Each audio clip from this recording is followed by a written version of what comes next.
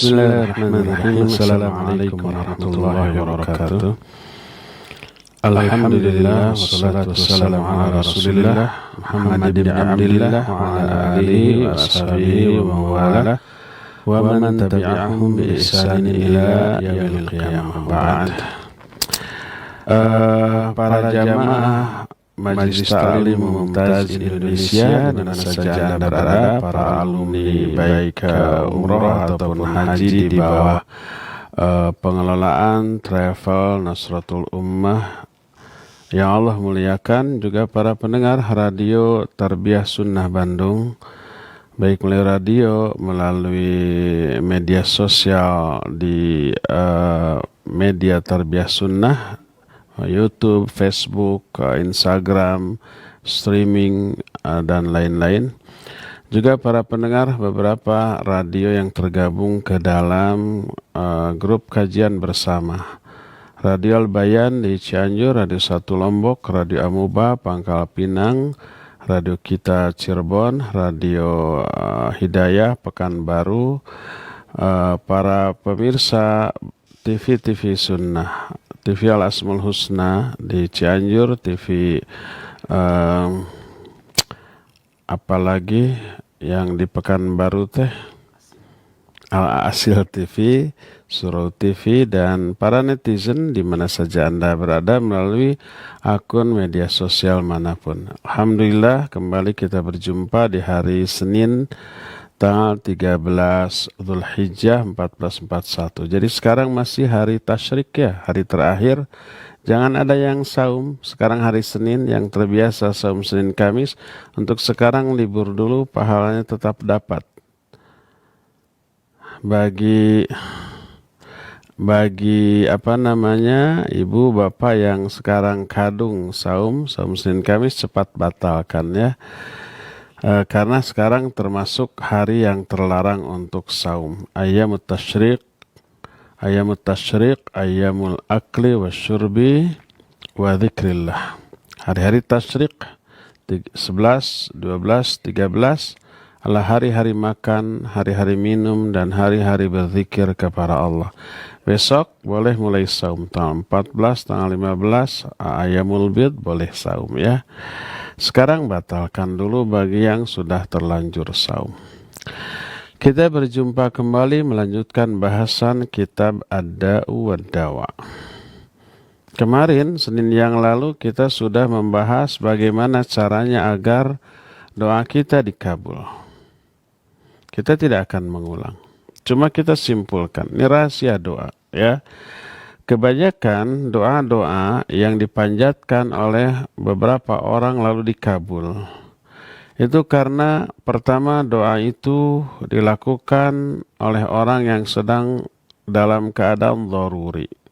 Mungkin dia kena musibah, mungkin dia sedang sakit, menderita, ngalaman ka nyeri ka perih dina kahirupanana, mengalami rasa sakit, penderitaan, nyeri dalam kehidupannya, terus khusyuk, ada konsentrasi, ada fokus ketika berdoa, lalu didahului oleh perbuatan baik infak, sedekah, salat, atau baca Quran, atau perbuatan baik lainnya, lalu diijabah. Diijabahnya doa orang itu sebagai balasan dari Allah atas kebaikan yang dia lakukan. Terus doanya juga dilakukan pada waktu diijabahnya doa.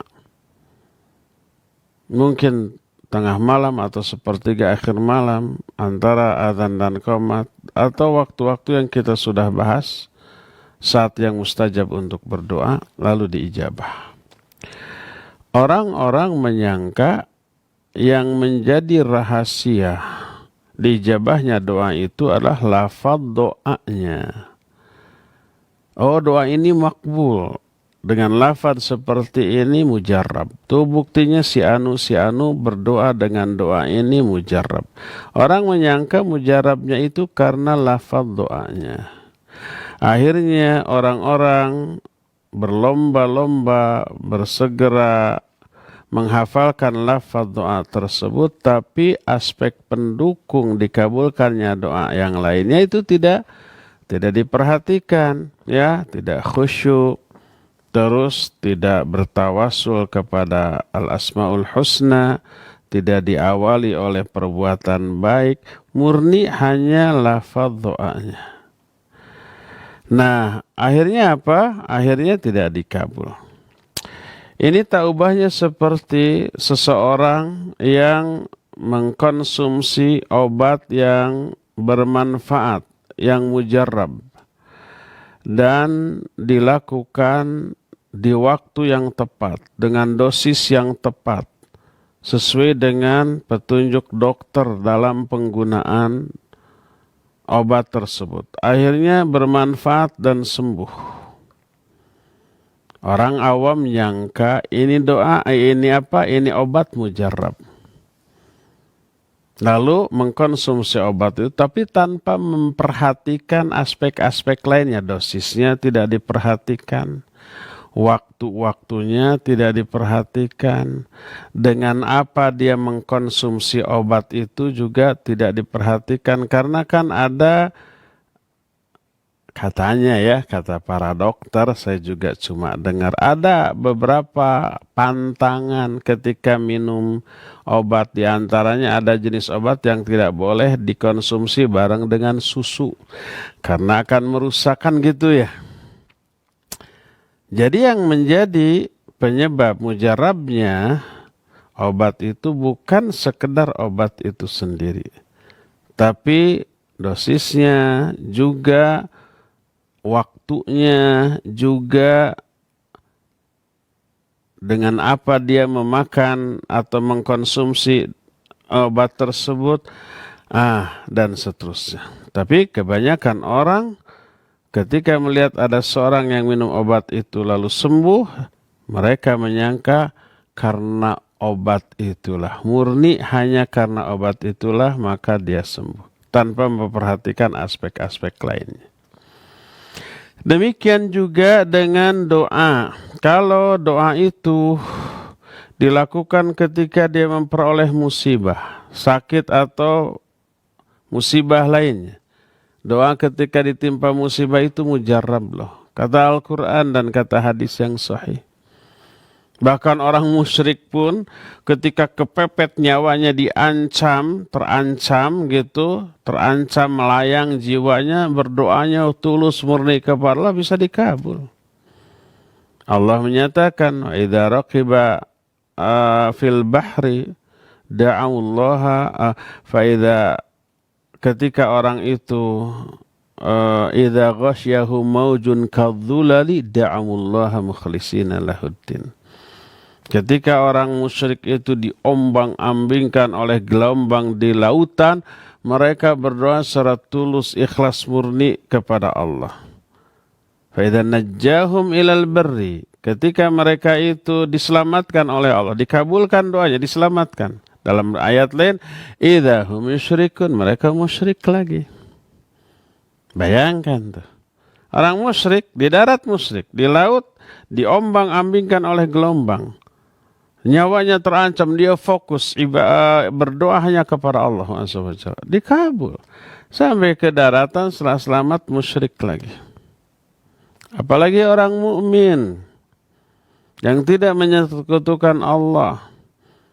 Allah berfirman dalam salah satu hadis qudsi, ya ibna Adam maridtu walam ta'udani. Amma alimta idza udtani wajadtani indah. Amma alimta idza wa'adtahu wajadtani indah. Hai hamba, hai anak Adam, dulu aku sakit waktu kalian masih hidup di dunia. Ini kan di akhirat tuh, waktu Allah berfirman demikian. Dulu waktu kalian hidup di dunia aku sakit, tapi kalian tidak melayat aku. Kata orang itu, Rabbi, kaifa a'uduka wa anta rabbul alamin. Ya Allah, bagaimana aku melayatmu padahal engkau penguasa semesta alam. Masa Allah sakit gitu. Tapi apa kata Allah? Amma alimta anna abdi fulanan kana marida awalam ta'udni awalam ta'udhu. Tapi bukankah dulu kamu tahu ada hambaku yang soleh tapi sakit, kamu tidak melayatnya. Padahal kamu tahu kalau kamu melayatnya, kamu akan mendapati aku berada di sampingnya. Kata Syekh Al-Utsaimin, ini menunjukkan orang yang sakit dekat dengan Allah dan doanya dikabul. Nah, jadi saat ketika sedang sedih, sedang ditimpa musibah, risau, galau, resah, gelisah, saat yang mustajab untuk berdoa. Jadi kalau orang berdoa lalu dalam keadaan dia itu sedang ditimpa musibah, doanya dikabul. Atau orang umpamanya berdoa, doanya di samping kuburan orang tuanya, kuburan orang yang sedang berziarah, lalu dia itu berdoa. Ya khusyuk menghadap kiblat sesuai sunnah. Kemudian dia sedang sedih, sedang ditimpa musibah, berdoa, dikabul. Orang menyangka yang menjadi penyebab dikabulkannya doa itu karena kuburannya. Akhirnya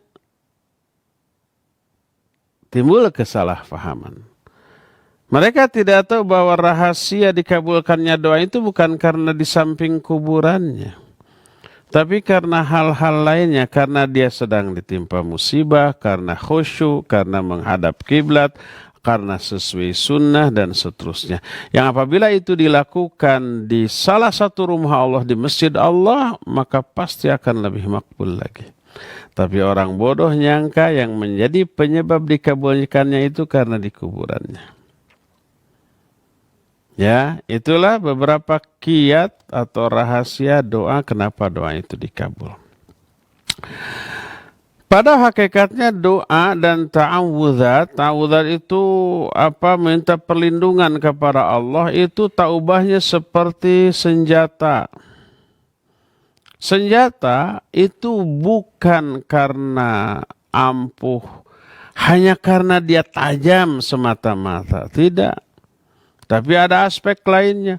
Selain tajam, tangan yang memainkannya juga kuat dan ahli. Dia sering berlatih. Kemudian kuat, ahli gitu. Pedangnya, senjatanya tajam. Dan tidak ada penghalang. Musuhnya itu tidak memakai perisai, tidak memakai baju besi. Maka ada 3 aspek. Pertama, pedangnya itu tajam. Kedua, orang yang memainkannya ya tangannya kuat, ya juga ahli. Ketiga, tidak ada penghalang. Si musuhnya tidak memakai perisai, tidak memakai baju besi. Maka itu sangat ampuh untuk membunuh musuh. Tapi kalau salah satu di antara ini tidak ada, umpamanya tajam, mainnya bagus, tenaganya kuat, tapi musuh pakai perisai, ya nggak akan terbunuh itu musuh, ya. Atau musuh nggak pakai apa-apa, ya. Tajam pedangnya, tapi yang memainkannya nggak bisa, lemah, baru dimainkan kena muka sendiri nanti. Nggak ada manfaat atau sangat kecil manfaatnya. Nah, demikian juga doa. Doa itu baru bisa makbul apabila pertama doanya memang dari Rasul SAW atau dari ayat Al-Quran. Yang kedua orangnya nih, orang yang berdoanya itu ya khusyuk, ya ikhlas. Ya apalagi sedang ditimpa musibah, ya dilakukan di saat yang mustajab dan seterusnya. Terkait subjek orang yang berdoa itu. Yang ketiga, tidak ada penghalang. Isi doanya bukan berupa dosa atau memutuskan silaturahmi. Terus tidak ada barang-barang haram yang masuk ke dalam tubuh si pendoa. Ya, pokoknya tidak ada penghalang, maka mustajab. Itulah rahasia doa, ya. Nah, sekarang itu sudah dibahas. Sekarang apa kaitan antara doa dengan takdir? Ini tema pokok kita. Ada orang yang bertanya, dan pertanyaan ini masyhur. Kaitan antara doa dengan takdir. Jadi ada orang yang bertanya, bukankah isi doa itu kalau sudah ditakdirkan pasti terjadi baik kita berdoa ataupun tidak.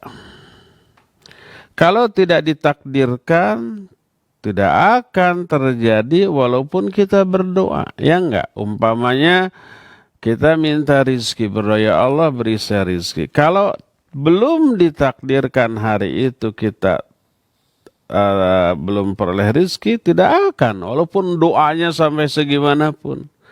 Dan sebaliknya kalau sudah ditakdirkan dapat rizki, berdoa atau tidak berdoa, pastikan akan dapat rizki. Ada kan yang begitu ya? Banyak orang yang menyangka ucapannya itu benar. Bahwa takdir yang menentukan, bukan doa. Dengan demikian tidak ada faedahnya doa. Mau berdoa mau tidak, yang akan terjadi makan takdirnya. Kalau sudah ditakdirkan walaupun kita tidak berdoa pasti akan kejadian, akan kesampaian. Kalau tidak ditakdirkan walaupun kita berdoa sehebat apapun nggak akan kesampaian. Akhirnya apa kesimpulannya? Nggak ada faedahnya doa. Benarkah pernyataan ini? Pernyataan ini benar salah, alias keliru, bingit kelirunya. Ya, mereka itu dengan kebodohannya, dengan kesesatannya, sikapnya itu tanakud. Tanakud itu apa? Kontradiktif. Karena apa? Karena pernyataan tersebut berarti menafikan sebab. Menafikan itu menolak. Tidak perlu melakukan sebab. Udah bersandar saja kepada takdir Allah Subhanahu wa ta'ala. Di mana sih letak kekeliruan, kesalahan itu? Bukankah betul takdir yang dominan? Berdoa atau tidak, ikhtiar atau tidak? Kalau sudah ditakdir pasti bakal kejadian. Oke, kita jawab. Kita katakan kenyang. Dan kalau kenyang kan dari makanan ya. Syaba' bahasa Arabnya. Kalau dari haus apa? Bahasa Arabnya rai.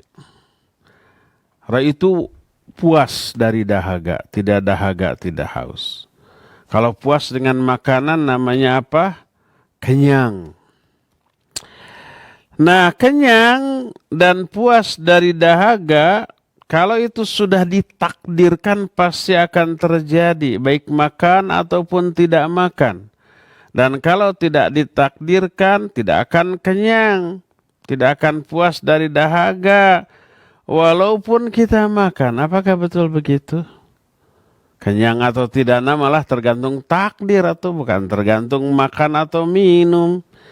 Walaupun makan minum kalau ditakdirkan lapar mah sebesar atau sebanyak apapun kita makan tetap aja akan lapar.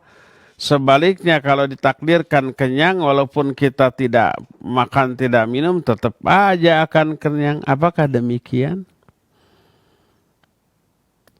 Atau umpamanya punya anak. Kalau sudah ditakdirkan punya anak mah bakal punya anak, mau nikah mau tidak ya. Kalau tidak ditakdirkan mah nggak akan punya anak walaupun nikah. Apakah demikian? Maka orang tersebut orang yang tidak berakal. Tak ada seorang pun yang berakal yang berbicara demikian. Bahkan hewan ternak pun mereka dilahirkan dengan memiliki insting untuk melakukan sebab-sebab demi kelangsungan hidupnya. Hewan itu untuk mempertahankan hidupnya mereka ikhtiar, mencari makan. Mereka kawin agar memiliki anak turunan. Hewan itu lebih berakal daripada orang-orang tadi.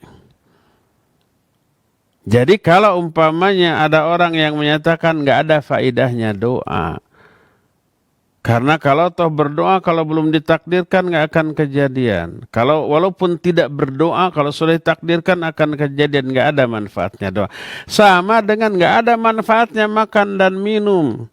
Kalau udah ditakdirkan kenyang, walaupun nggak makan, nggak minum, tetap akan kenyang. Kalau ditakdirkan lapar, walaupun makan banyak, minum banyak, tetap akan lapar dan haus. Sama dengan begitu. Ya, nggak ada faedahnya menikah. Kalau udah ditakdirkan punya anak, walaupun tidak menikah, nggak pastilah punya anak. Tapi kalau tidak ditakdirkan punya anak, walaupun nikah sampai 4 setiap hari berhubungan suami istri, tetap saja kalau tidak ditakdirkan nggak akan punya anak. Apakah demikian? Ini sesuatu yang keliru, salah. Hubungan antara makan dengan kenyang, ya, menikah dengan punya anak sama dengan hubungan berdoa dengan meraih hasil dari doa itu. Mustahil orang memiliki anak kalau tidak menikah dan melakukan hubungan suami istri. Mustahil orang kenyang kalau dia tidak makan. Mustahil orang puas dari haus kalau dia tidak minum. Sama dengan begitu. Mustahil seseorang itu memperoleh apa yang Allah takdirkan kalau dia tidak berusaha, dan salah satu usaha yang paling hebat adalah doa. Ada orang yang kelihatannya cerdas, bahasa kitanya sotoy. Atau bahasa Sundanya bodoh guminter. Guminter itu orang yang sok pinter, bodoh tapi merasa diri pinter. Bahasa Arabnya takayus. Ada yang seperti benar. Kalau seperti benar berarti tidak benar. Sepintas seperti benar, berarti tidak benar. Orang itu seperti monyet, berarti bukan monyet tuh. Orang, cuma mirip. Nah, ada orang yang seperti pintar. Menyatakan al-istighal bid-du'a min babi ta'abbudil mahaddi yuthibullahu alaihi da'i. Min ghairi ayyakuna lahu ta'thirun fil matlub biwajhim ma.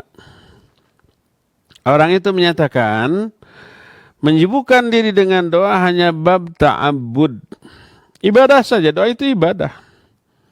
Allah akan memberi pahala kepada orang yang berdoa. Tapi doa itu sendiri tidak ada pengaruhnya kepada takdir. Tidak ada pengaruhnya kepada nasib kita selanjutnya. Nasib kita selanjutnya bukan karena sebab doa, tapi karena takdir aja.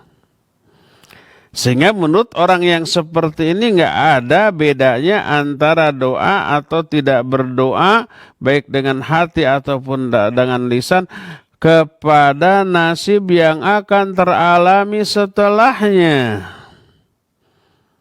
Jadi doa tidak akan merubah nasib, tidak akan merubah kondisi kehidupan kita. Lalu kenapa kita berdoa? Ibadah aja, kalau dapat pahala, diampuni dosa, gitu. Ada keuntungan di akhirat. Ada yang berpemahaman demikian? Ada. Benar nggak pemahaman itu? Benar, salah, keliru. Di mana letak kekeliruan ini nanti kita terangkan. Ini kelompok pertama. Kelompok kedua,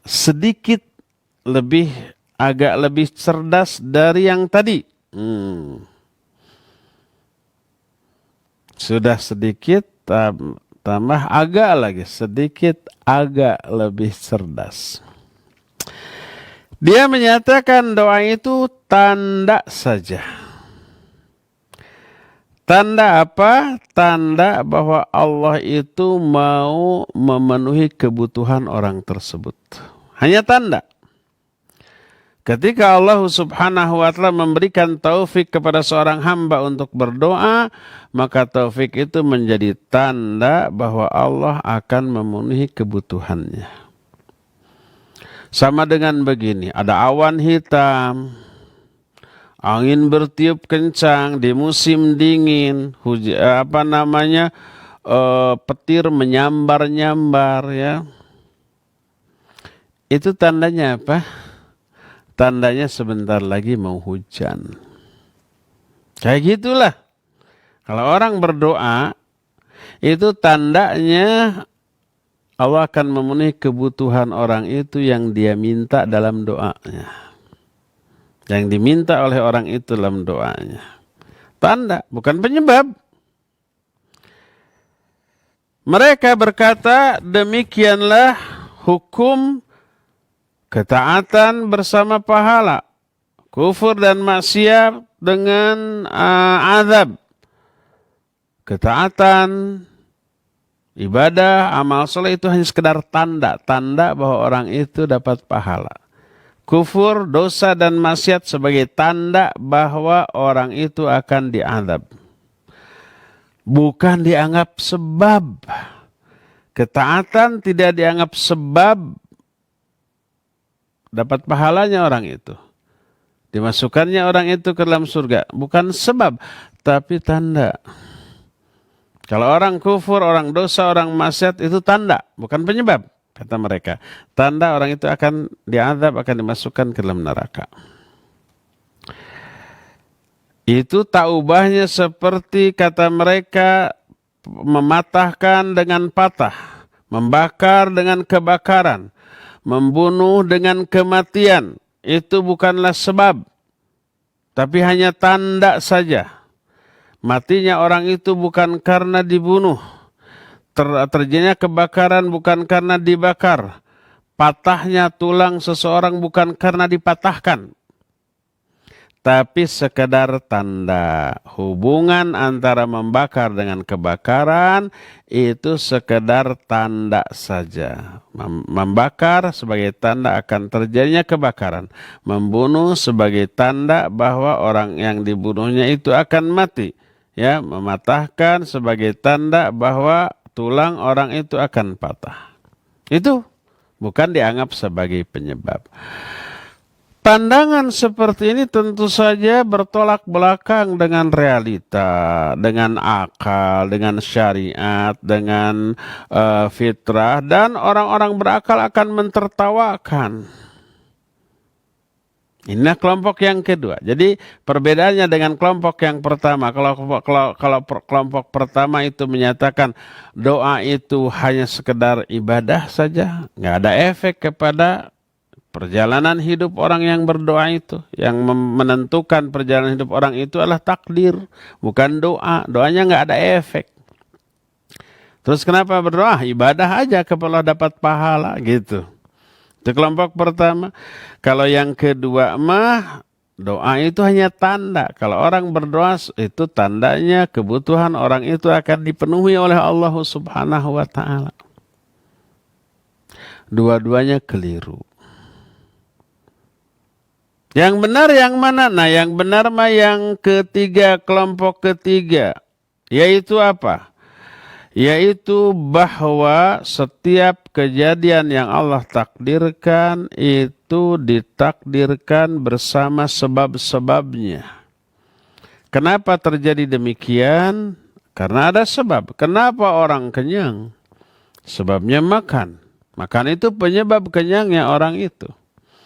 Kenapa orang itu punya anak? Sebabnya adalah menikah lalu melakukan hubungan dengan istrinya. Ada hubungan sebab akibat, ya. Dan di antara sebab tersebut, sebab dari peristiwa yang ditakdirkan tersebut, di antara penyebabnya adalah doa. Peristiwa yang terjadi bukan murni takdir tanpa penyebab, tapi ditakdirkan dengan sebabnya. Sehingga seketika seorang hamba melakukan sebab, sebabnya itu ikhtiar. Ikhtiar lahir termasuk ikhtiar syar'i berupa berdoa, gitu ya. Dua-duanya ikhtiar itu. Umpamanya nih, rizki, seorang ditakdirkan memperoleh rizki. Itu berserta sebabnya. Orang itu nanti akan ditakdirkan berupaya ikhtiar mencari rezeki apa? Dagang, jual jasa, kerja atau apa saja. Dan juga berdoa. Doa dan ikhtiar termasuk dua di antara sebab-sebab terjadinya takdir tersebut. Ketika orang tidak melakukan sebab, maka peristiwa yang dia inginkan tidak akan terjadi. Seperti kenyang, penyebabnya tadi makan. Seperti puas dari dahaga, penyebabnya apa tadi? Minum. Seperti memiliki anak, apa penyebabnya? Menikah dan melakukan hubungan dengan istrinya. Seperti panen, apa takdir panen. Kenapa penyebabnya? Penyebabnya dia bercocok tanam. Seperti keluarnya ruh hewan. Penyebabnya apa? Karena disembelih. Seperti masuknya seseorang ke dalam surga, itu takdir. Penyebabnya apa? Amal soleh. Seperti masuknya orang ke dalam neraka. Apa penyebabnya? Penyebabnya adalah amal salah, dosa dan yang sejenisnya. Inilah kelompok yang ketiga. Jadi takdir ada sebabnya, dan sebab ini memiliki hubungan yang kuat dengan takdir sebagai akibat. Dan pendapat ketiga inilah yang benar, tapi pemahaman tentang yang poin ketiga ini tidak terfahami oleh dua kelompok yang pertama tadi. Dengan demikian doa termasuk sebab-sebab terkuat. Apabila ditakdirkan terjadi isi doa dengan doa itu, maka tidak bisa dikatakan tidak ada faidahnya doa. Doa itu berfaidah banget. Sama dengan menyatakan tidak ada faidahnya makan dan minum, ya, untuk meraih kenyang dan puas dari dahaga. Itu sebuah kekeliruan. Ya, makan dan minum faedahnya besar untuk meraih takdir kenyang dan puas. Nikah dan melakukan hubungan suami istri merupakan faedahnya besar untuk menghasilkan anak. Berdoa dan ikhtiar faedahnya besar untuk meraih apa yang kita inginkan. Bahkan laisa syai'un minal asbab anfa'u minad du'a wala ablagh fi husulil matlub. Tidak ada sesuatu pun yang lebih bermanfaat, tidak ada sebab, tidak ada ikhtiar yang lebih bermanfaat daripada doa, dan tidak ada sebab dan ikhtiar yang lebih dahsyat dalam meraih hasil dibanding doa. Doa itu penyebab terkuat dan terdahsyat untuk meraih sesuatu yang kita inginkan. Oleh karena itulah maka para sahabat sebagai umat yang paling berilmu, mengetahui tentang Allah dan Rasulnya, yang paling faham tentang agamanya, mereka adalah orang yang paling kuat untuk melakukan sebab-sebab dengan memenuhi syarat-syarat dan adab-adab. Berkata Umar bin Khattab radhiyallahu an, Umar bin Khattab itu selalu minta pertolongan kepada Allah dengan cara berdoa dalam menghadapi musuh-musuhnya. Dan doa itu merupakan tentara terhebat yang dia miliki untuk menghadapi musuhnya. Dia berkata kepada para sahabatnya, "Lastum tunsaruna bikathrah, wa innama tunsaruna minas sama." Kalian tidak ditolong karena banyaknya pasukan kalian, tapi kalian ditolong dari langit. Ditolong oleh Allah, dan salah satu penyebab turunnya pertolongan Allah itu apa? Doa. Makanya seringkali jumlah kaum muslimin sangat sedikit, tapi selalu menang dalam medan perang. Ketika perang Badar, musuh 3 kali lipat, menang. Ketika perang Khandaq atau perang Ahzab, kaum muslimin cuma 3.000 orang, kaum musyrikin sampai 12.000 orang, menang. Yang lebih hebat lagi dalam perang Mu'tah, kaum muslimin coba 3.000 orang, tapi musuh sampai 200.000 orang, menang, kebayang. Kam min fi'atin qalilatin ghalabat fi'atan katsiratan biiznillah. Betapa banyaknya pasukan kecil bisa mengalahkan pasukan besar dengan izin Allah. Yang menjadi penyebab menang atau kalahnya dalam medan peperangan itu Allah menurunkan pertolongannya apa tidak. Kalau menurunkan pertolongan dijamin menang walaupun sedikit. Tapi sebaliknya walaupun banyak tapi Allah nggak menurunkan pertolongan, musuhnya sedikit bisa kalah. إِذْ تَسْتَغِيثُونَ رَبَّكُمْ فَاسْتَجَابَ لَكُمْ أَنِّي مُمِدُّكُمْ بِأَلْفٍ مِّنَ الْمَلَائِكَةِ مُرْدِفِينَ. Ingat ketika kalian minta pertolongan kepada Allah di medan perang Badar tuh, dan Allah mengijabah kalian dengan cara Allah mengirim 5.000 malaikat. 1.000 malaikat. Bi-alfim minal malaikah. 1.000 malaikat yang turun secara berbondong-bondong. Tapi sebaliknya ketika Allah tidak menurunkan pertolongannya kalah. Itu terjadi pada waktu perang Uhud. Karena ketidaktaatan sebagian sahabat terhadap instruksi Rasul SAW. Kalah. Seperti yang terjadi pada perang Hunain. Perang Hunain itu kaum muslimin sampai 12.000 orang. Luar biasa besar. Lalu mereka takjub dengan banyaknya pasukan mereka. Id a'jabatkum kasratukum walam tughni ankum syai'a. Ingat, ketika kalian merasa takjub dengan banyaknya jumlah kalian, padahal jumlah yang banyak itu tidak ada manfaatnya sedikit pun bagi kalian. Diserang kocar-kacir tuh awalnya. Tapi pada akhirnya menang setelah kesadaran kaum muslimin mulai pulih. Jadi kata Umar, lastum tunsaruna bikathrah wa innama tunsaruna minas sama. Kalian itu bukan ditolong dalam menghadapi musuh Allah karena banyaknya jumlah kalian, tapi ditolongnya dari langit. Makanya Umar menyatakan, inni la ahmilu hammal ijabah walakin hammad du'a. Fa idza ulhiltum bid-du'a wa ulhiltum du'a fa innal ijabah ma'hu. Aku tidak menginginkan adanya keinginan untuk diijabah doaku, tapi aku hanya menginginkan diilhamkannya doa kepadaku. Agar diberikan keinginan untuk berdoa itu cukup. Sebab apabila kalian diberi ilham untuk berdoa, maka ijabah atas doa itu pasti akan menyertainya. Jadi siapa orang yang diilhamkan, diberi ilham untuk berdoa, diberi taufik, maka orang itu dikehendaki oleh Allah untuk diijabah doanya.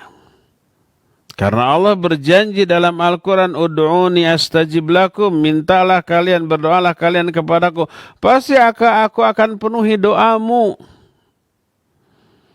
Wa idza sa'alaka ibadi anni fa inni qarib ujibu da'watad da'i idza da'an. Kalau hambaku bertanya kepadamu tentang aku, jawab, aku dekat. Aku mengijabah setiap doa orang-orang yang berdoa kepadaku. Malah kalau kita enggak minta kepada Allah, Allah marah loh. Sebagaimana dalam Sunan Ibnu Majah dari Abu Hurairah radhiyallahu an berkata Rasul alaihi salatu wassalam, "Man lam yas'alillah yaghdab alaih." Siapa orang yang tidak meminta kepada Allah, Allah murka kepada dia. Ini menunjukkan bahwa keridhaan Allah berada dalam meminta dan taat kepadanya. Ketika kita meminta kepadanya, taat kepadanya, Allah ridho. Dan apabila Allah telah meridhoi, maka seluruh kebaikan berada dalam keridhoannya. Sebagaimana semua bala, musibah yang menimpa seseorang itu karena kemurkaan Allah dan kemaksiatan kepadanya. Dalam musnad, dalam kitab Zuhud, Imam Ahmad meriwayatkan sebuah athar. Allah berfirman, ini hadis qudsi. Anallahu la ilaha illa ana. Idza raditu baraktu. Wa laysa li barakati muntaha. Wa idza ghadibtu la'antu wa la'nati tablughu as-sabi'a minal walad. Aku itu Allah. Aku ini Allah yang tidak ada sembahan yang hak selain aku. Apabila aku ridha, aku akan memberi barokah. Dan barokahku itu tidak ada ujungnya, tidak ada tamatnya, tidak ada hentinya. Dan apabila aku murka, aku marah, aku akan melaknat dan laknatku bisa mencapai 7 turunan. Akal ataupun nas Quran hadis juga fitrah, juga pengalaman umat-umat terdahulu dengan berbagai macam jenis agama ataupun pemahaman. Seluruhnya menunjukkan bahwa taqarrub kepada Allah Rabbul Alamin, upaya selalu mencari keridhaannya, juga berbuat baik kepada sesama makhluk, itu semua termasuk sebab-sebab teragung teraihnya segala macam kebaikan. Sebaliknya, sebab-sebab sebaliknya adalah penyebab teraihnya segala keburukan. Sebaliknya dari hal yang tadi, menjauh dari Allah, selalu mencari kemurkaan Allah dengan melanggar larangannya, menjauhi perintahnya, selalu berbuat jahat kepada sesama manusia. Itu merupakan sebab-sebab terkuat teraihnya keburukan. Maka nikmat Allah tidak akan teraih, azab Allah tidak akan bisa terhindari tanpa ketaatan, tanpa taqarrub kepada Allah, dan tanpa berbuat baik kepada sesama makhluk. Oleh karena itu Allah Subhanahu wa ta'ala telah menetapkan teraihnya kebaikan dunia dan akhirat, atau teralaminya keburukan baik dunia akhirat. Allah jelaskan dalam Al-Quran, itu disebabkan karena amal-amal yang akan dibalas sesuai dengan jenis amalannya dengan terpenuhinya syarat-syarat. Ada hubungan sebab dan akibat dari perbuatan dengan apa yang akan dia alami. Dan Al-Quran lebih dari 1000 ayat menjelaskan masalah ini. Kadang-kadang ada dalam ayat diterangkan keterkaitan balasan dengan hukum kauni dan perintah syar'i secara munasabah, berkesesuaian. Seperti contoh dalam surah Al-A'raf ayat 166 Allah menyatakan, "Falamma atau amma nuhu an qulna lahum kunu qiradatan khasin." Ketika mereka itu congkak, bukan congklak, sombong, sombong, takabur, gede hulu, gehu. Ketika mereka sombong sampai melanggar apa yang Allah larang, kami katakan kepada mereka, jadilah kamu kerak-kerak yang hina, monyet-monyet yang hina. Ini bukan perkataan saya, ini firman Allah. Kunu qiradatan khasin. Mereka dijadikan kera yang hina karena apa? Karena kesombongan sampai berani melanggar apa yang Allah larang. Hubungan sebab akibat. Juga dalam Al-Quran surah Az-Zukhruf ayat 55 Allah menyatakan, falamma asafuna intaqamna minhum. Ketika mereka membuat kami murka, kami azab mereka itu. Azabnya mereka, murkanya Allah itu karena mereka membuat Allah Subhanahu wa ta'ala murka. Allah mengadab mereka karena mereka membuat Allah murka. Surah Al-Maidah ayat 38, was-sariq was-sariqatu faqta'u aydiyahuma jazaa'an bima kasaba nakala. Kata Allah, pencuri laki-laki dan pencuri perempuan potong kedua tangannya. Kenapa dipotong? Potong itu hukuman. Jaza'an bima kasaba, sebagai balasan atas apa yang sudah mereka lakukan, yaitu mencuri. Nakala, sebagai hukuman atas mereka. Jadi ada hubungan sebab akibat. Kenapa dipotong? Karena mencuri. Kenapa Allah azab? Karena tadi Allah membuat mereka murka. Kenapa dikutuk menjadi monyet-monyet yang hina? Itu karena mereka sombong sehingga berani melanggar larangan Allah. Hubungan sebab akibat. Itu yang buruk-buruknya ya. Termasuk yang baik-baiknya juga ada hubungan sebab akibat. Allah berfirman dalam surah Al-Ahzab 35. Kata Allah, innal muslimina wal muslimat wal mu'minina wal mu'minat wal qanitina wal qanitat was sadiqina was sadiqat was sabirina was sabirat wal khashi'ina wal khashi'at wal mutasaddiqina wal mutasaddiqat was saimina was saimat والحافظين فروجهم والحافظات والذاكرين الله كثيرا والذاكرات أعد الله لهم مغفرة وأجرا عظيما. Kata Allah subhanahu wa ta'ala, sesungguhnya muslim laki-laki dan muslim perempuan, mukmin laki-laki dan mukmin perempuan, orang yang qanit, yang taat kepada Allah dan Rasulnya, laki dan perempuan. Orang yang jujur, laki ataupun perempuan.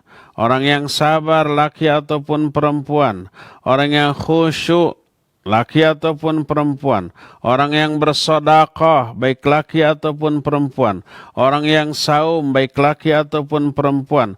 Orang-orang yang memelihara faraj mereka, baik laki ataupun perempuan. Dan orang-orang yang banyak-banyak berzikir kepada Allah, baik laki dan perempuan, Allah janjikan kepada mereka ampunan dan pahala yang besar. Kenapa mereka diberikan ampunan dan pahala yang besar? Sebabnya tadi itu, Islam, iman, taat, jujur, sabar, khusyuk, dan seterusnya.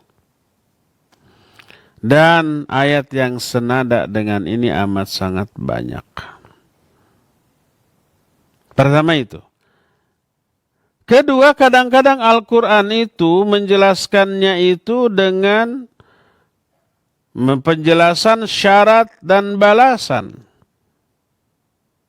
Adanya syarat terpenuhi, maka balasannya ini. Dengan syarat tersebut dipenuhi dulu. Kalau syaratnya nggak dipenuhi, nggak diberikan balasan. Hubungan sebab akibat juga tuh. Allah berfirman contohnya dalam surah Al-Anfal ayat 29, in tattaqullaha yaj'al lakum furqana wa yukaffir ankum sayiatikum wa yaghfir lakum. Hai orang-orang beriman, kalau kamu bertakwa kepada Allah, ini syaratnya nih. Kalau kamu bertakwa kepada Allah, yaj'al lakum furqana. Allah akan berikan furqan kepada kamu. Furqan ini pembeda. Yang dimaksud furqan di sini ilmu, pemahaman. Ketakwaan berefek nggak kepada ilmu? Iya. Siapa yang bertakwa, Allah akan mudahkan orang itu untuk memahami ilmu. Kata Allah Azza wa Jalla, apabila kalian bertakwa, Allah akan berikan ilmu. Kata Syekh Al-Utsaimin, termasuk firasat. Allah akan berikan firasat yang lebih tajam karena ketakwaan. Hei orang-orang beriman, apabila kalian bertakwa kepada Allah, Allah akan berikan furqan kepada kalian. Wa yukaffir ankum sayiatikum. Allah juga akan hapuskan dosa-dosa kalian. Wa yaghfir lakum. Dan Allah juga akan mengampuni kalian. Dihapus kesalahan, diampuni dosa. Karena apa? Karena takwa. Syaratnya takwa, Allah akan berikan ilmu termasuk firasat, Allah hapuskan kesalahan, Allah ampuni dosanya. Juga diterangkan dalam At-Taubah ayat 11, fa in tabu wa aqamus shalah wa atuz zakah fa ikhwanukum fiddin. Kalau mereka itu tetap tinggal bersama kalian, mendirikan sholat, mendirikan zakat, maka mereka adalah ikhwan atau saudara kamu dalam agama. Dianggap saudara dalam agama asal syaratnya tadi, sholat, zakat. Juga surah Jin, ayat 16 Allah berfirman, wa allaw istaqamu 'ala tariqati la asqainahum ma'an ghadaqa. Seandainya mereka itu istiqamah di atas jalan kebenaran, kami pasti akan limpahkan kepada mereka air yang sangat banyak. Barokah tuh. Asal apa? Asal mereka istiqamah. Istiqamah berakibat akan diberikan barokah berupa rizki di dunia. Ini hubungan sebab akibat. Kadang-kadang Al-Quran menggunakan lam ta'lil, huruf lam, tapi li ta'lil. Ta'lil itu menunjukkan dengan makna sebab, karena. Huruf lam saja. Allah menyatakan, liyadabbaru ayati wa liyadzakkara ulul albab. Huruf li. Agar mereka mentadaburi Al-Quran dan sehingga orang-orang yang memiliki akal, orang-orang berakal bisa mengambil pelajaran. Karena mentadaburi Al-Quran dapat ilmu, dapat pelajaran. Hubungan sebab akibat. Litakunu syuhada 'alan nas wa yakuna ar-rasulu 'alaikum syahida. Qad ja'alnakum ummatan wasata. Kami telah menjadikan kalian sebagai umat pertengahan, agar kalian menjadi saksi bagi manusia dan Rasul menjadi saksi atas kalian. Ini huruf li. Ada hubungan sebab akibat. Kadang-kadang memakai lafaz kai. Kai itu juga maknanya karena, agar. Tapi dengan makna sebab. Allah menyatakan kaila yakuna dulatan bainal aghniya'i minkum. Agar kekayaan ini tidak hanya berputar di kalangan orang-orang kaya saja di antara kalian. Ada infak, ada sedekah, ada pembagian kepada fuqara dan masakin. Kenapa itu dilakukan? Kenapa itu menjadi syariat bagi Allah? Likaila yakuna dulatan bainal aghniya'i minkum. Agar kekayaan ini tidak berputar hanya di kalangan orang-orang kaya. Orang miskin pun kebagian. Disyariatkannya infak, zakat, sedekah, bantu-bantu orang, itu dalam rangka itu. Ada hubungan sebab akibat. Kadang-kadang dengan memakai huruf bi sababiyah. Bi sababiyah itu bi dengan makna sebab. Allah menyatakan dzalika bima qaddamat aydikum. Diazab mereka itu bima qaddamat aydikum bi. Bi di sini dengan maknanya sebab. Sebab apa-apa yang telah kalian lakukan. Dosa-dosa yang telah kalian lakukan. Itu yang menyebabkan kalian diazab. Diazabnya itu karena dosa. Ada hubungan sebab akibat. Al-Maidah 105 menyatakan bima kuntum ta'malun. Bi, karena sebab apa-apa yang kalian lakukan. Bima kanu yaksibun, karena apa-apa yang mereka telah upayakan.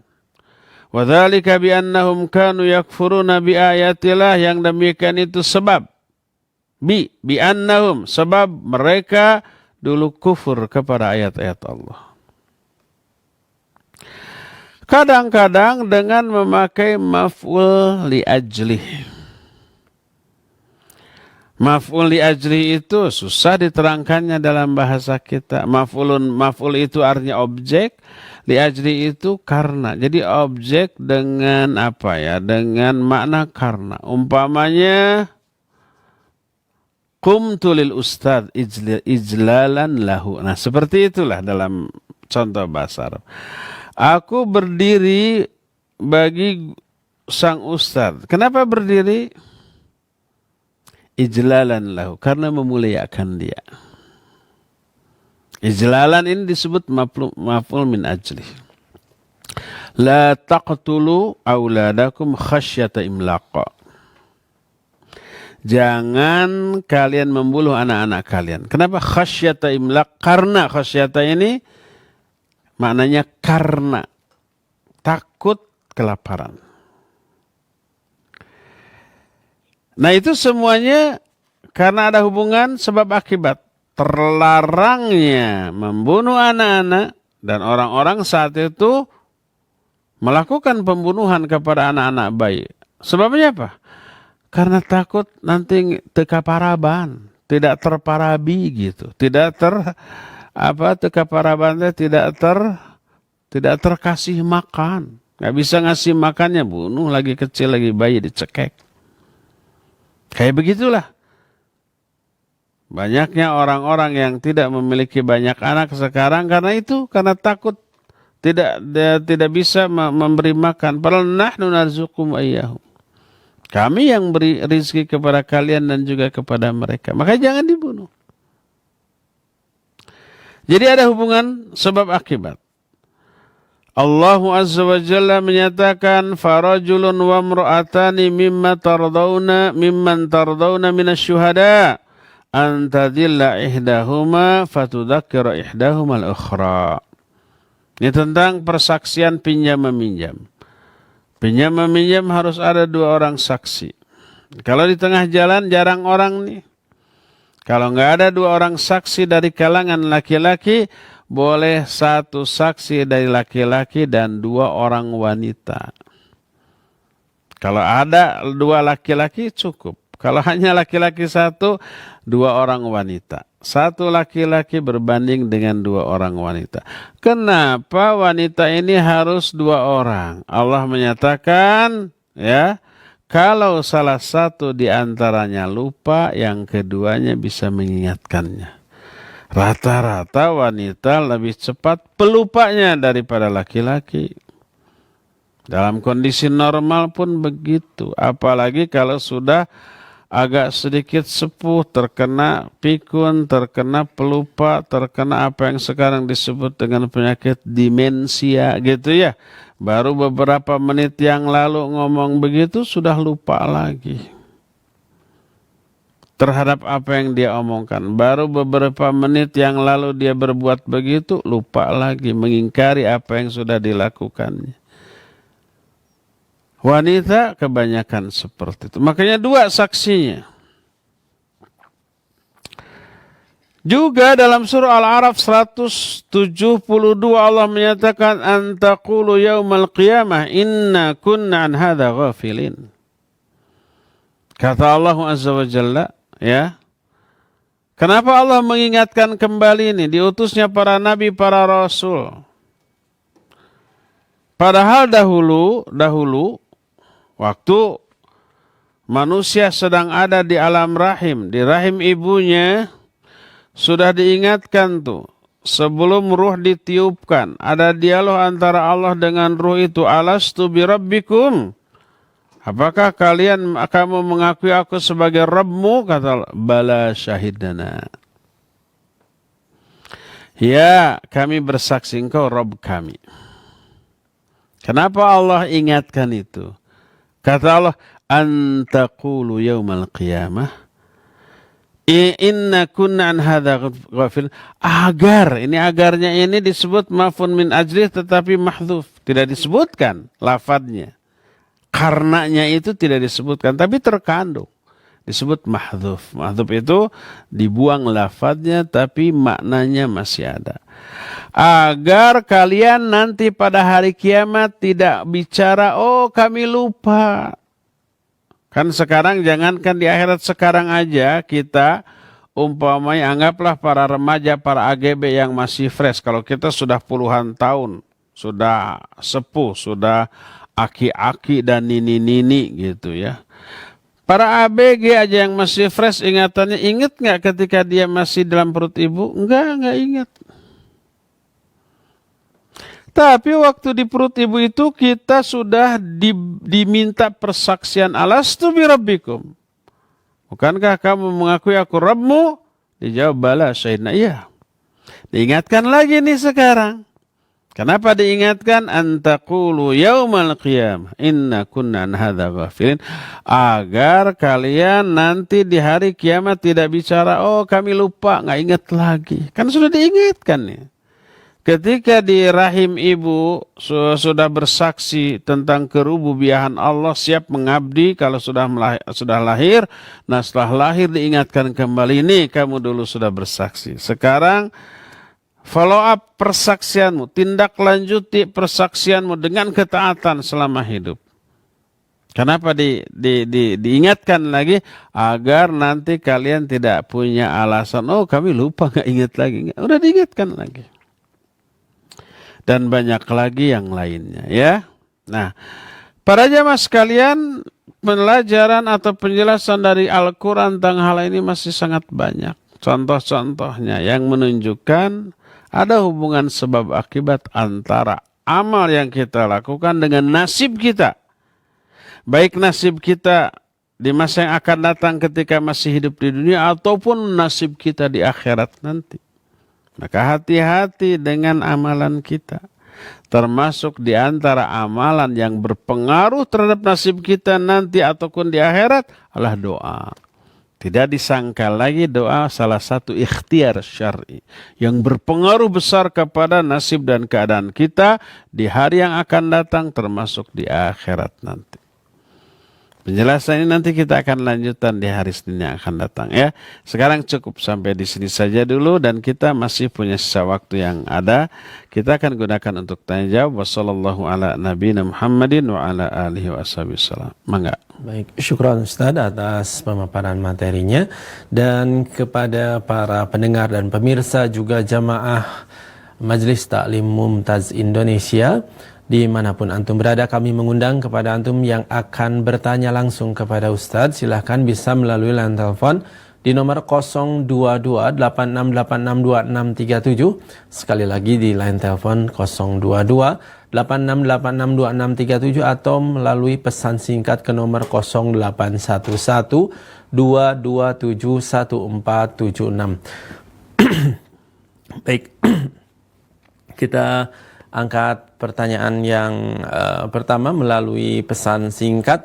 Assalamualaikum warahmatullahi wabarakatuh. Dari hamba Allah, beliau tidak menyebutkan namanya. Ustadz, bolehkah doa yang berasal dari Rasulullah SAW yang berbunyi Allahumma inni as'alukal firdausal ala minal jannah, saya tambahkan menjadi Allahumma inni as'alukal firdausal ala minal jannati liwalidayya wa ahli. Ya Allah, sesungguhnya aku memohon kepadamu surga Firdaus, surga yang tertinggi untuk kedua orang tuaku dan keluargaku. Silakan Ustaz. Iya. Bukan Firdausil ala tapi a'la. Allahumma inni as'aluka Firdausal a'la. Iya. Pertama, kalau doa itu doa yang kita ucapkan secara mutlak, tidak muqayyad, maka boleh apapun. Ya. Ya Allah, sesungguhnya aku minta kepada Engkau surga Firdaus yang paling tinggi. Bukan hanya untukku tapi juga untuk kedua orang tuaku. Boleh nggak ditambahkan seperti itu? Boleh. Tidak ada larangan. Tapi ada tapinya. Berarti doa itu doa karangan kita sendiri, bukan dari Rasul SAW. Bagaimanapun, sebaik-baik contoh adalah contoh Rasul SAW. Ucapkan dulu doa itu seadanya dari Rasul SAW, lalu ucapkan lagi doa tersebut yang kedua kali dengan menyertakan kedua orang tua kita. Jangan lupakan mintakan ampun untuk kedua orang tua kita. Doa yang kita baca dalam salat janazah, ya kita baca dalam sujud kita untuk kedua orang tua. Allahumma gfir li walidayya warhamhuma wa'afihima wa'fu anhuma wa akrim nuzulahuma wasi' madkhalahuma waghsilhuma bil ma'i wath-thalji wal bard wa naqqihima minal khataaya kama yanqqa thawbul abyadu minad danas. Terus sampai akhir. Baca untuk kedua orang tua kita. Itu jauh lebih lengkap. Ya. Boleh enggak kita membaca doa tadi, Allahumma inni as'aluka jannatil firdausil a'la wali walidayya. Boleh, tidak apa-apa ya. Tidak terlarang karena itu doa yang mutlak. Wallahu a'lam. Silakan. Kita kembali beralih ke penanya berikutnya dari Asep Bahri di Bogor. Assalamualaikum warahmatullahi wabarakatuh. Ustadz, istri saya sedang hamil 7 bulan. Apakah ada amalan khusus seperti membaca surat-surat Al-Quran yang khusus menjelang kelahiran? Jazakallahu khairan. Ya, barakallahu wa jazakallahu khairan. Barakallahu fiik Asep Bahri.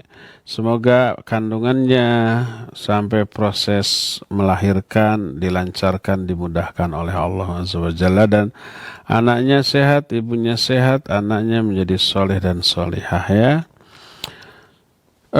Adakah amalan tertentu dari syariat untuk membaca ayat-ayat tertentu? Tidak ada amalan tertentu. Tapi sebaik-baiknya adalah ketika mengandung, ayahnya juga ketika sejak bujang malah nggak apa-apa, bahwa mendekat kepada Allah Azza wa Jalla dengan cara memperbanyak sholat, memperbanyak taqarrub kepada Allah Subhanahu wa taala. Ya. Sebagaimana seorang ulama At-Tasturi namanya, itu sejak bujang tidak pernah lewat tahajud. Ditanya, kenapa kamu seperti itu? Tahajud itu luar biasa. Dia bilang apa? Karena aku ingin menjaga calon anakku dalam tulang sulbiku untuk selalu mendekat kepada Allah sampai Allah nanti mengeluarkan dia menjadi anak ketika dia lahir nanti. Dibawa bertaqarrub kepada Allah sejak mulai sebelum menikah. Calon anaknya yang berupa sperma yang ada dalam tulang sulbinya dibiasakan diajak taqarrub sejak muda. Ya, pas ketika dipancarkan ketika melakukan hubungan dengan istrinya, terus dinempel di dinding rahim istrinya, kemudian menjadi sigot dan calon bayi, terus bawa taqarrub kepada Allah. Baca Al-Quran, banyak berdoa, banyak berzikir, dan banyak melakukan sholat fardu ataupun sunnah. Kalau sholat fardu tidak bisa diperbanyak, tetap segitu 17 rakaat. Salat sunat. Tapi enggak ada amalan khusus. Membaca surat khusus tertentu, amalan khusus tertentu. Intinya bawa taqarrub kepada Allah Azza wa Jalla. Wallahu a'lam. Silakan. Syukran jazakallahu khairan kepada Ustaz yang telah menjawab pertanyaan dari penanya tadi. Kami kembali mengundang kepada antum para pendengar dan pemirsa atau jamaah Mumtaz Indonesia. Bagi antum yang akan menelpon, silakan bisa melalui line telepon di nomor 022 86862637 atau melalui pesan singkat ke nomor 081122711476. Baik, sudah ada yang menelpon, silakan. Halo. Assalamualaikum. Waalaikumsalam warahmatullahi wabarakatuh. Silakan Bu. Ya Ustaz. Silakan. Ini Ustaz. Siapa dari mana Bu? Bu Yati Melonggering. Ya. Silakan Bu Yati. Kalau doa ini ya Ustaz untuk anak-anak itu mas, yang logi hadli minas sholihin mah itu yang belum ada mungkin ya Ustaz. Kalau yang udah gede anak-anaknya dan cucunya, terus doa dalam sujud memohon agar dikasih hidayah gitu Ustaz, dan pada soleh. Itu gimana Ustaz doanya, mohon di Ustaz. Jazakumullah khairan Ustaz. Assalamualaikum warahmatullahi wabarakatuh. Jazakillahu khairan. Waalaikumsalam warahmatullahi wabarakatuh. Ibu Yati di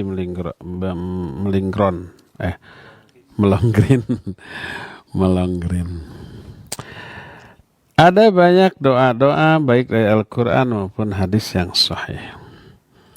Jadi minta disolehkan anak-anak kita, termasuk salah satunya agar diberi hidayah. Bisa Rabbana hablana min azwajina wa dhurriyyatina qurrata ayun waj'alna lil muttaqina imama. Ya Allah, berilah Rabbana hablana, berilah kepada kami istri-istri dan anak-anak yang menjadi qurrata ayun, sumber kebahagiaan kami. Mana sumber kebahagiaan itu menjadi soleh dan solihah. Sebab tidak ada yang bisa membahagiakan kedua orang tua dari anak-anaknya kecuali kesolehan mereka. Rabbi habli minas solihin. Rabbi habli min ladunka dzurriyyatan thayyibah innaka sami'ud du'a. Rabbi ij'alni muqimas shalah wa min dzurriyyati rabbana wa taqabbal du'a. Itu doa-doa dari ayat untuk meminta istri, pasangan, dan anak-anak turunan cucu yang soleh-solehah. Nah, salah satu bentuk kesolehan atau penyebab kesolehan mereka diberi hidayah oleh Allah. Walaupun orang tua, anak-anak kita sudah dewasa, tapi pika sebelin gitu ya, nyebelin, ngebetein, bikin kesel orang tuanya terus. Ya nggak apa-apa, baca doa itu. Solehkan mereka. Rabbana hablana min azwajina wa dzurriyyatina qurrata ayun. Itu mengandung mana beri hidayah mereka. Rabbi habli minas sholihin. Ya Allah, berikan kepadaku turunan yang soleh. Istri dan turunan yang soleh. Salah satunya maknanya beri hidayah mereka. Rabbi habli min ladunka dzurriyyatan thayyibah. Ya Allah, berikan kepadaku dari sisimu anak-anak yang baik, yang baik-baik, yang soleh. Ya, itu doa-doa dari Al-Quran banyak. Tinggal dihafal, baca. Silakan dalam sujud dibaca ya. Wallahu a'lam. Baik, syukran kepada Ustaz yang telah menjawab pertanyaan dari Ibu Yati Melonggrin. Kami buka kembali penelpon dari melalui line telepon di nomor 0228686267. Ya, silakan. Halo. Silakan, yang telepon dah masuk. Ya, sudah masuk Bapak atau Ibu? Halo. Silakan. Assalamualaikum. Waalaikumsalam warahmatullahi wabarakatuh. Dengan Bapak siapa di mana? Assalamualaikum. Assalamualaikum. Waalaikumsalam. Silakan Pak, udah masuk. Waalaikumsalam. Waalaikumsalam. Silakan Pak, sudah masuk. Saya Pak Sab. Ini Pak Sabar Dari Solo. Ya, Dari silakan Solo. Bapak dari Solo. Silakan. Ini Ustaz. Dari Solo. Iya, silakan Pak. Pada tanggal 10, 11, 12, 13. Halo? Iya, silakan Pak. Dilanjutkan pertanyaannya, silakan Pak. Ya. Tanggal 10 sampai 13.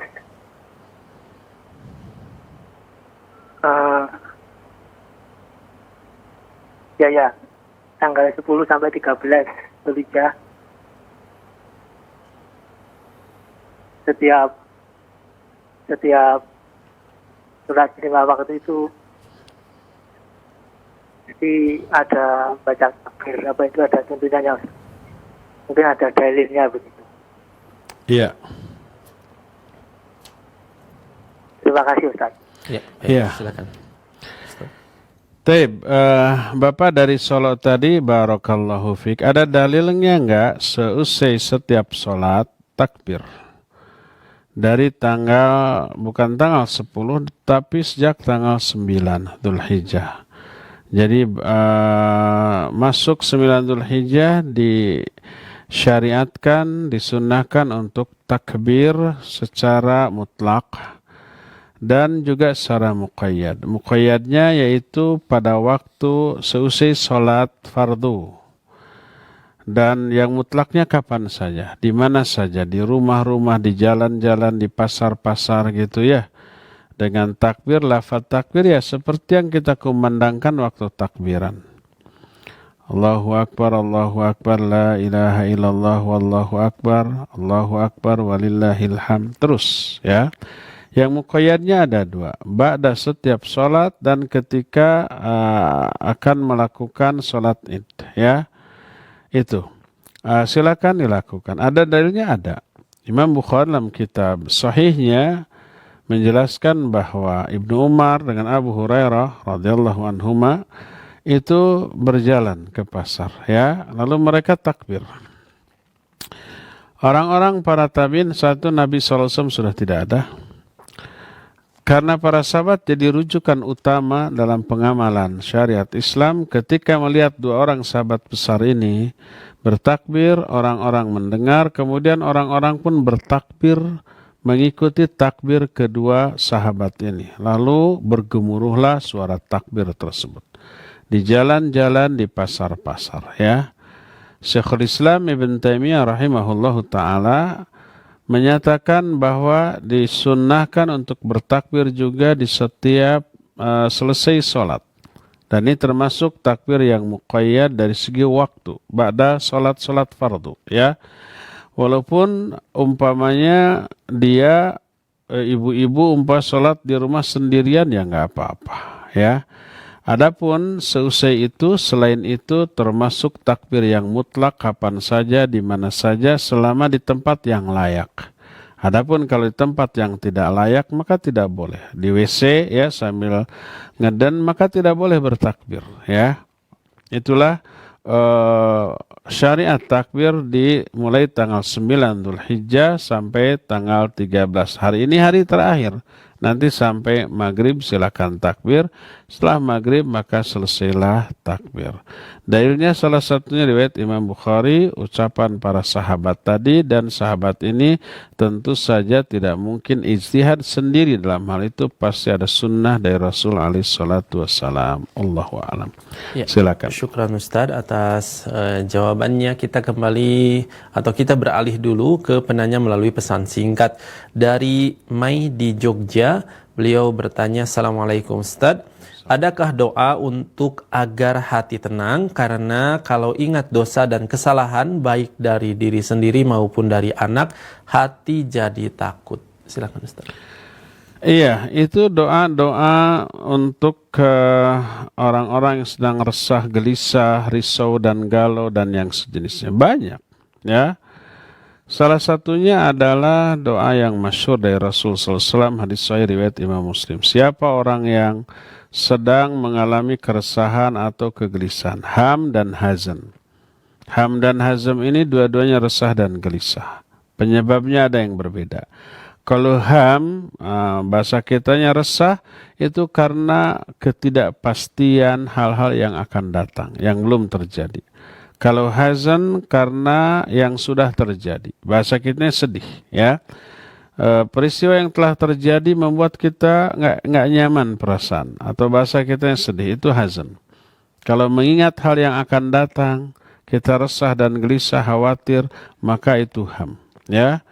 Ada nggak? Ada. Siapa orang yang merasa resah dan kesedihan, lalu dia berdoa, Allahumma inni as'aluka bikulli ismin sammaita laka bihi nafsak, au anzaltahu fi kitabik, au allamtahu ahadan min khalqik, au ista'sarta bihi fi ilmil ghaibi indak. Ya Allah, sungguhnya aku meminta kepada Engkau dengan menyebut nama-nama yang Engkau telah namakan nama itu untuk dirimu sendiri, atau nama-nama yang Engkau turunkan dalam kitab-Mu, atau nama-nama yang Engkau ajarkan kepada salah seorang di antara makhluk-Mu, atau nama-nama yang hanya Engkau saja yang mengetahui nama itu dalam ilmu gaib yang ada di sisimu, ya. Aku minta agar Engkau menjadikan Al-Quran ini sebagai penenang jiwaku, sebagai penentram hatiku, sebagai pengusir rasa resahku, sebagai penghilang rasa sedihku. Ya, itu ada. Hadis itu sahih riwayat Imam Muslim. Ada lagi hadis yang berisi Allahumma inni a'udzubika minal hammi wal hazan wal azzi wal kasal wal bukhli wal jubni wal harami wa adzabil qabr. Ya, Allahumma ati nafsi taqwaha wa zakkiha anta khairu man zakkaha anta waliyuha wa maulaha. Allahumma inni a'udzubika min ilmin la yanfa', min qalbin la yakhsha, wa min nafsin la tashba', wa min da'watin la yustajabu laha. Ya Allah, sungguhnya aku berlindung kepada Engkau dari ham dan hazan. Ham itu resah, hazan itu sedih. Itu ada yang seperti itu ya. Kalau karena kesedihan itu karena kesulitan yang sedang kita hadapi, baca lagi doa untuk menghadapi kesulitan itu. Doa Nabi Yunus. Allah Subhanahu wa taala menyebutkan doa Nabi Yunus ketika Nabi Yunus mengalami kesulitan yang mengancam nyawanya, yaitu di dalam perut ikan. Beliau menyatakan la ilaha illa anta subhanaka inni kuntu minadh dhalimin, ya. Terus juga Allahumma la sahla illa ma ja'altahu sahla wa anta taj'al huzna idza syi'ta sahla. Allahumma ya Allah la sahla illa ma ja'altahu sahla. Tidak ada kemudahan kecuali apa-apa yang engkau buat mudah, ya. Wa anta taj'al huzna idza syi'ta sahla, dan engkau akan merubah kesedihan kalau engkau menghendaki menjadi sebuah kemudahan. Jadi itu adalah doa-doa untuk mengusir kesedihan dan kepedihan, ya. Wallahu a'lam. Terakhir ya. Baik, kita angkat pertanyaan dari penelpon. Silakan di 02286862637. Halo. Iya, halo. Waalaikumsalam warahmatullahi wabarakatuh. Siapa di mana, Pak? Dengan Abu Dastan di Cigadung, Ustaz. Silakan. Ustaz, ini terkait redaksi untuk buka puasa, Ustaz. Kan kalau yang biasa itu kan zahabat doma, wabtalatil uruf, wasabatal ajru, dan seterusnya. Nah, kalau yang ini, Ustaz, saya dapat ada broadcastan gitu, katanya lafaznya itu ya azimu, ya azimu, ya azimu, anta ilahi, la ilaha ghairuka, iksir azambal azima, fa innahu la yaghfiru azunubal azima ilal azima. Itu boleh dilafazkan atau gimana ya, Ustaz? Atau lebih sahih yang tadi aja, yang zahabat? Iya. Hari itu aja, Ustaz. Assalamualaikum warahmatullahi wabarakatuh. Waalaikumsalam warahmatullahi wabarakatuh. Iya, Bapak dari Cigadung barusan, barakallahu fik, ya. Doa buka som yang sahih, ya, yang tadi yang pertama, yang menyatakan dhahabadh dhama'u wabtallatil uruqu wa thabatal ajru insyaallah. Itu yang sahih. Adapun doa kedua yang Bapak bacakan tadi, wallahu alam, saya belum mengetahui apakah itu sahih atau tidak. Nanti kita akan cari terlebih dahulu. Namun saya Salim bin Halillah dan saya Ali Hasan dalam sifat saum Nabi, ketika menjelaskan doa-doa ba'da saum, beliau menyatakan itulah hadis yang sahih dan tidak ada yang selainnya. Seperti doa Allahumma laka sumtu wa bika amantu wa ala rizka aftartu, ada lagi tambahan birahmatika ya arhamar rahimin. Hadis itu dhaif. Ya, walaupun itu Imam An-Nawawi mencantumkan itu dalam kitab Al-Adhkar, tapi diteliti sanadnya oleh para ulama ternyata dhaif. Lalu dijelaskan alasan kedhaifannya. Jadi tidak wala yasihu ghairu, tidak ada yang sahih selain itu. Jadi yang tadi sahih, menyatakan hasan bukan sahih, yang menyatakan dhahabadh dhama'u wabtallatil uruqu wa thabatal ajru insyaallah. Telah hilang haus, ya, telah basah kerongkongan dan telah tetap pahala. Itu insyaallah yang sahih. Yang kedua, saya belum tahu sahih atau tidaknya, tapi nanti kita akan cari. Terima kasih, ini masukan yang berharga untuk menambah ilmu bagi saya dan insyaallah nanti manfaat bagi kaum muslimin, ya. Taib, sudah cukup waktu yang kita miliki. Insyaallah kita akan lanjut di hari Senin yang akan datang. Subhanakallahum bihamdik, asyhadu an la ilaha illa anta, astaghfiruka wa atubu ilaik. Walhamdulillahirabbil alamin. Wa sallallahu ala nabiyina Muhammadin wa ala alihi wa ashabihi wasallam. Wassalamualaikum warahmatullahi wabarakatuh. Kuota haji semakin hari semakin terisi. Nasratul Ummah menyediakan sebuah solusi. Berangkat haji tanpa ngantri. Dibimbing langsung oleh Ustadz Abu Haidar As-Sundawi dan Ustadz Rizal Juliar, putra Nanda LC. Dengan Haji Furoda, insya Allah Anda dapat berangkat di tahun 2021. Jaminan 100% uang kembali jika tak pergi haji. Daftar segera. Hubungi 0812 1953 3422.